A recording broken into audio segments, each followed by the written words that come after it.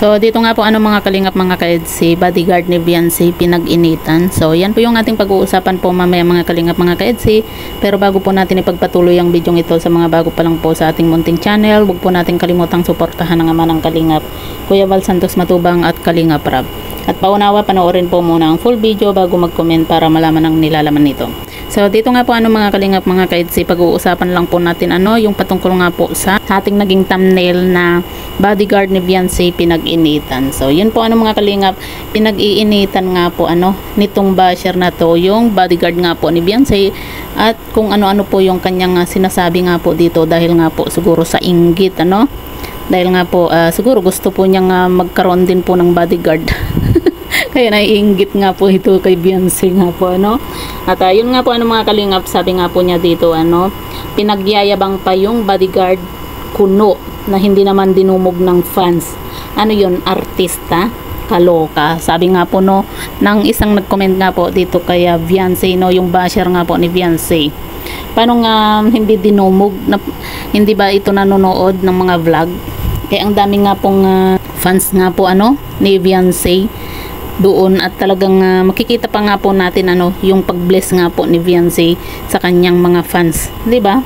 Hindi po yata nanonood ng mga video itong basher na ito at sobrang inggit na inggit dito kay Beyonce. Siguro gusto nitong magkaroon ng bodyguard, pero yun nga, wala siyang bodyguard kaya inggit na inggit siya dito kay Beyonce. At yun nga yung isa pa pong nag-comment, sabi nga po niya dito, kumbaga nireplyan niya po mga kalingap mga ka-EDC yung comment nga po nung isa nga po na nag-comment na basher nga po at ang sabi nga po ng isa pang nag-comment nga po dito ha ha ha, sabi nga po niya walang kwenta ang bodyguard, di naman dinumog, di tulad ni Carla yung sa Palawan, kahit saan may mga fans, sabi nga po nung isang basher pa po ni Beyonce nga po dito kumbaga itong mga basher na ito hindi po talaga makaintindi na wag pong pagkumparahin yung mga beneficiary ni Kalingap Rab, dahil iisa lang po yan kumbaga kalingap din po yan, 'di ba? Ang titigas din po ng mga ulo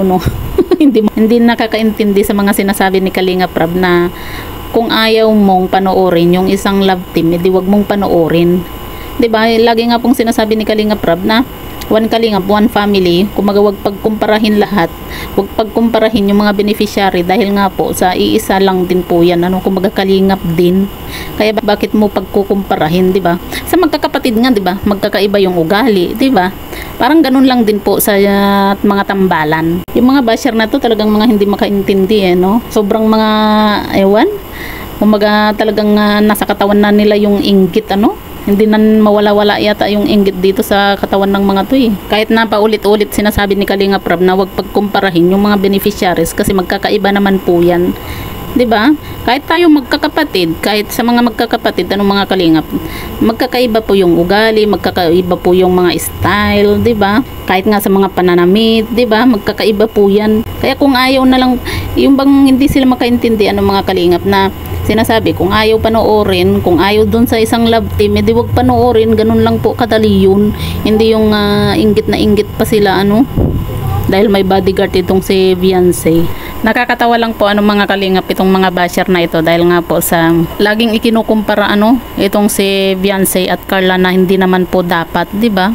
At ang nakakatawa po dito mga kalingap dahil nga po sa yung mga basher pansin nyo mga kalingap, sila pa po yung nauunang updated po kumbaga ayaw na ayaw po nila sa kumbaga sabihin na natin ayaw nila sa tambalang EDC dahil nga po sabi nila ganito ganyan, 'di ba?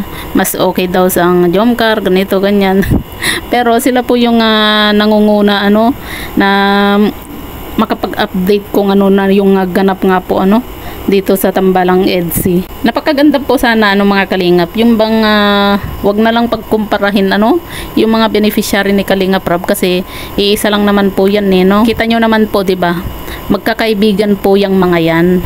So yan po mga kalingap mga ka-EDC, po yung masasabi nga po ninyo dito sa video na ito, dito nga po sa nag-comment na ito na sinasabing hindi nga daw po dinumog itong sila Beyonce nga po I-comment nyo lang po sa ibaba at babasahin po natin isa-isa.